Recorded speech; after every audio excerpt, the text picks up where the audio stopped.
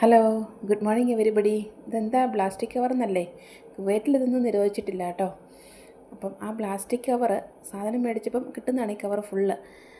അപ്പം അത് നോക്കിയേ, എൻ്റെ ഫ്രണ്ട് എത്ര ഭംഗിയായിട്ടാണ് മടക്കി വെക്കുന്നതെന്ന്. കവർ ഇങ്ങനെ മടക്കി ഭദ്രമായിട്ട് സൂക്ഷിച്ച് അവിടെ ഇവിടെയൊക്കെ ആയിട്ട് നിരന്ന് കിടക്കാതെ അങ്ങനെ ഇരുന്നോളും. ഇതെല്ലാം കൂടെ മടക്കി ഒരു കവറിനകത്താക്കി വെക്കുവാണെങ്കിൽ കണ്ടോ, സിമ്പിളാണ് മടക്കാനായിട്ട്.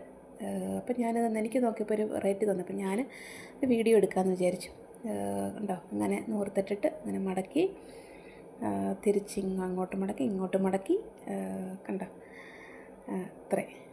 എത്ര വൃത്തിയായിട്ടെടുത്ത് മടക്കി ഒരു കവറിനകത്താക്കി വെച്ച് കെട്ടി വെച്ചാൽ അത് നല്ല വൃത്തിയായിട്ടിരുന്നോളും. ഈ അടുക്കിപ്പറക്കിയൊക്കെ വെക്കുന്നവർക്കതൊരു നല്ലൊരു കാര്യമാണ്.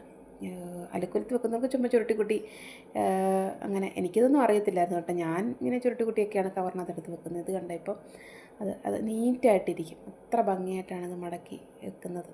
എന്നിട്ട് എല്ലാവരും ഇങ്ങനെ തന്നെയാണെന്ന് എനിക്ക് കരുതുന്നു. പിന്നെ ഞാനിങ്ങനെ കണ്ടിന്യൂ ആയിട്ട് ഓരോ ഇതൊന്നും അല്ല കേട്ടോ, ഇനിയും ഒരുപാട് വീഡിയോകൾ എനിക്ക് ഇടാനുണ്ട്. ഒരുപാട് കാര്യങ്ങൾ അറിഞ്ഞതും ഒക്കെ നിങ്ങളുമായിട്ട് ഷെയർ ചെയ്യാനായിട്ട് എനിക്ക് ആഗ്രഹമുണ്ട്.